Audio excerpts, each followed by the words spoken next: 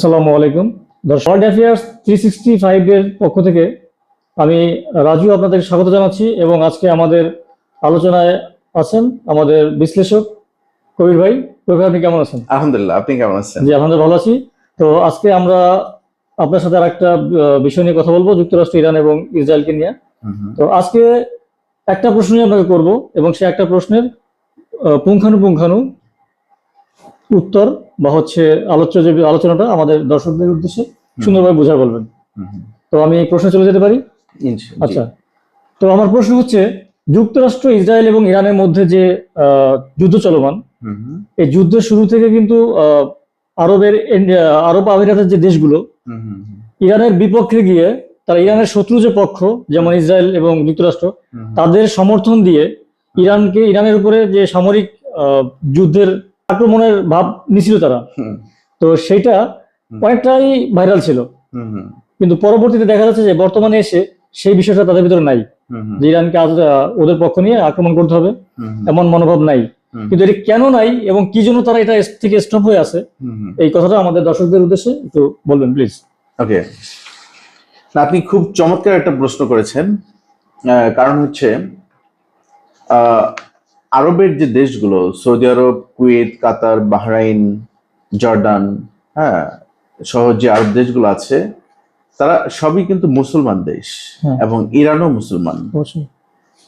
তো সুতরাং এই দেখা যাচ্ছে যে এই ইরান ছাড়া আরবের যে দেশগুলো আছে প্রায় সবগুলোতেই যুক্তরাষ্ট্রের সামরিক ঘাঁটি আছে। হ্যাঁ, তো এখন যুদ্ধটা কিন্তু ইরান এবং ইরানের সাথে ইসরায়েল এবং আমেরিকার। সুতরাং ইরানের শত্রু হচ্ছে আমেরিকা এবং ইসরায়েল। তো এখানে অথচ অপরদিকে অন্য মুসলমান দেশগুলোতে আমেরিকার ঘাঁটি, যারা ইরানকে ঘিরে রেখেছে বলা চলে। মানে ইরানের পার্শ্ববর্তী যে দেশগুলো ছিল চারিপাশে রাউন্ড করে প্রত্যেকটা দেশেই ইসরায়েলের আমেরিকার ঘাঁটি ছিল, আমেরিকার ঘাঁটি। তো যুদ্ধ পূর্ববর্তী সময়ে দেখা গেছে যে বেশ কিছুদিন আগে সৌদি আরবের সাথে ইরানের সম্পর্কের খুব তিক্ততা ছিল, বিশেষ করে ইয়েমেনকে কেন্দ্র করে। ইয়েমেনে যখন হুতি বিদ্রোহীরা সরকারের বিরুদ্ধে বিদ্রোহ করে এবং সরকারের কাছ থেকে তারা ইয়েমেনের কিছু অংশ দখল করে নেয় এবং তারা সেখানে নিজেদের শাসন ব্যবস্থা প্রতিষ্ঠা করে, সেখানে কিন্তু সৌদি আরব এবং ইরান মুখোমুখি অবস্থানে ছিল। ইরান ইয়েমেনের হুতি বিদ্রোহীদেরকে সমর্থন দিয়েছে, পক্ষান্তরে সৌদি আরব সেখানকার যে সরকারপন্থী যারা ছিল তাদেরকে সমর্থন দিয়েছে, অস্ত্রশস্ত্র দিয়েছে। বলা চলে যুদ্ধটা পরোক্ষভাবে সৌদি আরব এবং ইরান করেছে, দুই গ্রুপের হয়ে। তো পরবর্তীতে চায়নার মধ্যস্থতায় এবং চায়নার হস্তক্ষেপে ইরানের সাথে সৌদি আরবের সম্পর্ক উন্নয়ন হয় এবং সৌদি আরবে ইরানের দূতাবাস স্থাপন করে এবং তারা তাদের কর্মকর্তারা একটা সমঝোতা হয় আর কি। সমঝোতা। কিন্তু এই যুদ্ধ শুরু হওয়ার পর দেখা যায় যে এই সম্পর্কের আবার অবনতি হওয়া শুরু করে এবং আরবের দেশগুলো প্রকাশ্যে আরব দেশগুলো যে পররাষ্ট্রমন্ত্রীরা তারা রিয়াদে একটা বৈঠকে বৈঠকে মিলিত হয়। এবং সেই বৈঠকে রিয়াদ অনেকটা প্রকাশ্যেই হুমকি দেয়, যে সৌদি আরবের যে পররাষ্ট্রমন্ত্রী তিনি হুমকি দেয় যে যদি ইরান আরব দেশগুলোর উপর হামলা বন্ধ না করে তাহলে আমরা সামরিক যে পদক্ষেপের চিন্তা ভাবনা সেটা আমরা বিকল্প হিসেবে রাখছি। অর্থাৎ তিনি পরোক্ষভাবে হুমকি দেন যে ইরান হামলা বন্ধ না করলে তারা হয়তোবা ইরানের বিরুদ্ধে সামরিক পদক্ষেপ নেবেন। প্রথম দিকে তাদের ভিতরে এটার বেশ তোড়জোড় দেখা গিয়েছিল, তাদের মধ্যে বেশ এটা নিয়ে তাদের মধ্যে আলোচনা, মিটিং এবং এটা নিয়ে বেশ কর্মচঞ্চল তাদের মধ্যে ছিল, কিন্তু পরবর্তীতে আস্তে আস্তে এটা কমে আসে এবং এখন তাদেরকে অনেকটা নীরব দর্শকের মতো মনে হচ্ছে। এটা আসলে কারণ কি? এটা একটা চমৎকার প্রশ্ন। এর মূল কারণ হচ্ছে, এর মূল নায়ক হচ্ছে যুক্তরাষ্ট্র। কারণ যে যুক্তরাষ্ট্রের উপর এই মধ্যপ্রাচ্যের এই দেশগুলো তাদের নিরাপত্তার জন্য এই যুক্তরাষ্ট্রের উপর বছর পর বছর তারা নির্ভরশীল ছিল। তারা মনে করত যে তারা যদি কোনোভাবে কোনো সামরিকভাবে যদি তারা হামলার শিকার হয়, যুক্তরাষ্ট্র তাদেরকে নিরাপত্তা দিবে। এবং এর জন্য দেখা গেছে তারা কোটি কোটি টাকা খরচ করে, কোটি কোটি ডলার খরচ করে যুক্তরাষ্ট্র থেকে বিমান থেকে শুরু করে আকাশ প্রতিরক্ষা ব্যবস্থা, রেডার সিস্টেম সবই তারা ক্রয় করেছে। মানে এটা ক্রয় করেছে হচ্ছে আমেরিকা থেকে। হ্যাঁ, এবং শুধু তাই নয়, তাদের দেশে যুক্তরাষ্ট্রকে ঘাঁটি স্থাপন করারও অনুমতি দিয়েছে। কিন্তু যখন বাস্তবতা এসে গিয়েছে, যুদ্ধ যখন শুরু হয়েছে, তখন দেখা গিয়েছে যে যুক্তরাষ্ট্র তাদেরকে নিরাপত্তা প্রদান করবে, সেই যুক্তরাষ্ট্রের সৈন্যরা এই মধ্যপ্রাচ্যের যে ঘাঁটিগুলোতে যেখানে যেখানে ডিপ্লয় করা আছে, ইরানের হামলা থেকে বাঁচার জন্য তারা সেই সামরিক ঘাঁটি ছেড়ে পালিয়ে বেরিয়েছে।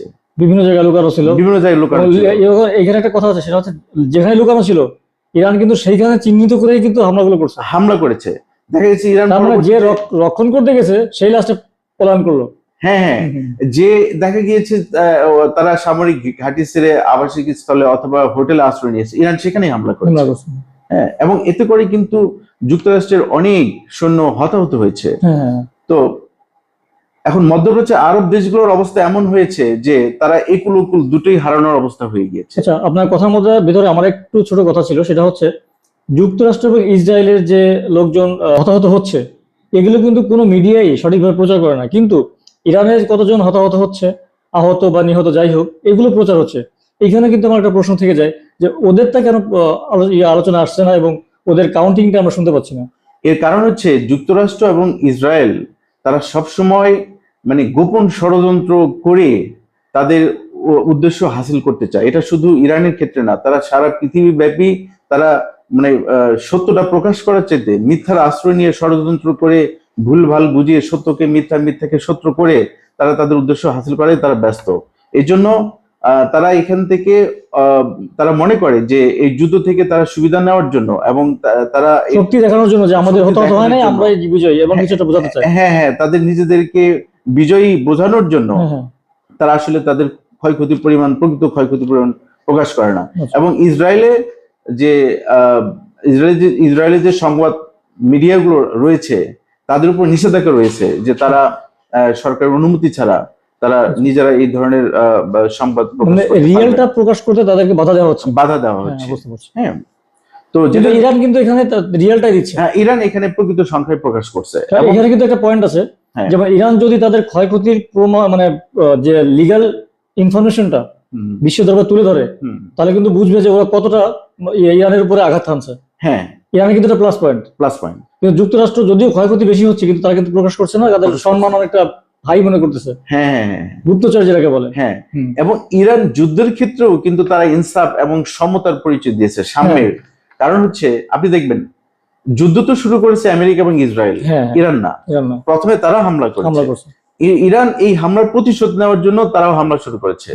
বাঁচতে হবে তো, আত্মরক্ষা করতে হবে, আত্মরক্ষার জন্য। হ্যাঁ, কিন্তু আপনি দেখবেন যে যখন আপনার ইরান আগেই আগ বাড়িয়ে আমেরিকা এবং ইসরায়েলের ওই যে গ্যাস স্থাপনা বলেন বা তেল স্থাপনা বলেন, এগুলোতে কিন্তু হামলা করেনি। না, ওরা যখন করছে, এদের নষ্ট করছে স্টিল অ্যালুমিনিয়াম ফ্যাক্টরিতে, তখনই ওরা শুরু করছে, তখন তারা শিল্প স্থাপনা হামলা করে। হ্যাঁ, আবার দেখবেন আপনি যখন ইসরায়েল এবং আমেরিকা ইরানের পারমাণবিক স্থাপনায় হামলা করলো, এরপরে ইরান এর প্রতিশোধ নেওয়ার জন্য ইসরায়েলের ডিমোনা যে পারমাণবিক স্থাপনা সেখানে তারা হামলা করে, কিন্তু আগে থেকে কিন্তু হামলা করেনি। হ্যাঁ, এবং মধ্যপ্রাচ্য ব্যাপী যে জ্বালানি স্থাপনায় তেল বলেন গ্যাস বলেন বলা হচ্ছে ইরান হামলা করেছে। ইরান তখনই হামলা করেছে যখন আগে ইরানের এই তেল গ্যাস জ্বালানি স্থাপনায় যখন হামলা করা হয়েছে, ইরান তারপরে প্রতিশোধ নেওয়ার জন্য এটা হামলা করেছে। কারণ যেখানে যেখানে আমেরিকার স্বার্থ রয়েছে, আমেরিকার ব্যবসা রয়েছে মধ্যপ্রাচ্যে, ইরান সেখানে হামলা করেছে। হ্যাঁ, তো যেটা বলছিলাম যে আরবের দেশগুলো কেন এখন নীরব হয়েছে, কারণ আরব যেটা বলছিলাম এর মূল কারণ হচ্ছে ইউএসএ। আপনি দেখবেন যে তারা ইসরায়েলকে বাঁচানোর জন্যই এই সেট আপ গুলো এতদিন করেছে, তারা আরব দেশগুলোকে বাঁচানোর জন্য নয়। কারণ হচ্ছে এই কুয়েতে বা আরো অন্যান্য দেশে যে রেডার সিস্টেম গুলো তারা স্থাপন করেছিল আমেরিকা, এতে করে দেখা গেছে ইরান যখন তাদের এখান থেকে কোনো মিসাইল উৎক্ষেপণ করে, তখন ইসরায়েল আগে থেকেই সংকেত পেয়ে যায়। কিসের মাধ্যমে? এই রেডার সিস্টেমগুলোর মাধ্যমে। এবং ওদের প্রযুক্তি খুবই অত্যাধুনিক প্রযুক্তি। হ্যাঁ, যার কারণে কিন্তু ইরান বা যুদ্ধের শুরুতে প্রথমে এই রেডার সিস্টেমগুলোকে ধ্বংস করে। হ্যাঁ, তো আরবদের কাছে আস্তে আস্তে ধীরে ধীরে এটা প্রতীয়মান হয়ে যায় যে আমেরিকা আসলে তাদেরকে বাঁচাতে আসেনি, বাংলাদেশ আমেরিকা বরং নিজের স্বার্থ নিজের উদ্ধার স্বার্থ করতে আসছে। রক্ষার জন্য এবং ইসরায়েলকে বাঁচাতে এসেছে। এবং যেটা অনেকটা ডোনাল্ড ট্রাম্পের আপনি দেখবেন বক্তব্য। যে এই যে সর্বশেষ তিনি সৌদি আরবের যে যুবরাজ মোহাম্মদ সালমানকে তিনি কিন্তু এই কোন একটা অশ্লীল কথার মাধ্যমে কিন্তু তিনি অপমান করেছেন। হ্যাঁ, এটা যখন আরবরা এটা বুঝতে শুরু করলো যে আমরা এখন যদি যে ইসরায়েল এবং আমেরিকার উপর আমরা পক্ষ নিয়ে এই যুদ্ধে আমরা ইরানের সাথে শত্রুতা তৈরি করব, কিন্তু সেটার তো কোনো ভিত্তি নেই, সেটা একটা মিথ্যা প্রতিশ্রুতির উপর, মিথ্যা আশ্বাসের উপর দাঁড়িয়ে আছে। যখন এটা তারা অনুধাবন করতে পেরেছে, এরপরেই কিন্তু তারা অনেকটা সাইলেন্ট হয়ে গিয়েছে, কারণ তারা এখন চাচ্ছে না যে ইরানের সাথে শত্রুতা তৈরি করার জন্য। কারণ এটা নিশ্চিত আমেরিকা ইসরায়েল এখন তাদেরকে বাঁচাতে পারবে না ইরানের হাত থেকে। right. কারণ ইরান যদি মধ্যপ্রাচ্যের উপর হামলা শুরু করে, তাহলে কোনো অবস্থাতেই আমেরিকা বাঁচাতে পারবে না, কারণ আমেরিকার কোনো অস্তিত্ব নেই ওদের তারা দেশে। নিজেদেরকেই বাঁচাতে পারছে না। যেখানে যুক্তরাষ্ট্রের প্রেসিডেন্ট সে এই যুদ্ধের দিশারা হয়ে বারবার সে যুদ্ধবিরতির প্রস্তাব দিচ্ছে, এবং সে এখন হাতে পায়ে ধরেছে পাকিস্তান। ওনার হ্যাঁ, আমরা দেখেছি উনি কখনো একটা প্রতিশ্রুতি দিয়েছেন, আবার সেটা তিনি ভঙ্গ করেছেন। এই তিনি যুদ্ধবিরতি ঘোষণা করছেন 1 সপ্তাহের জন্য, ঘোষণার 1 ঘন্টা পরেই তিনি হামলা শুরু করে। তো ওনার এই বারবার সরে আসার যে, তাতে করে বোঝা যাচ্ছে যে উনি মানে ওনার মানসিক স্থিরতা বা মানসিক দৃঢ়তা, মানসিক ভারসাম্য নিয়ে আসলে যথেষ্ট প্রশ্ন দেখা যাচ্ছে। তো যাই হোক, কবির ভাই আপনাকে অসংখ্য ধন্যবাদ। আজকে আমাদের প্রশ্নের সুন্দর একটা অ্যান্সার আপনার কাছ থেকে পেলাম, যেটা আমাদের দর্শকরা অত জানে না আগে এবং পুঙ্খানুপুঙ্খ কেউ বলে নেই। তো আপনাকে অসংখ্য ধন্যবাদ আমাদের অনুষ্ঠানে আজকে সুন্দরভাবে আলোচনা করার জন্য। আপনাকেও ধন্যবাদ।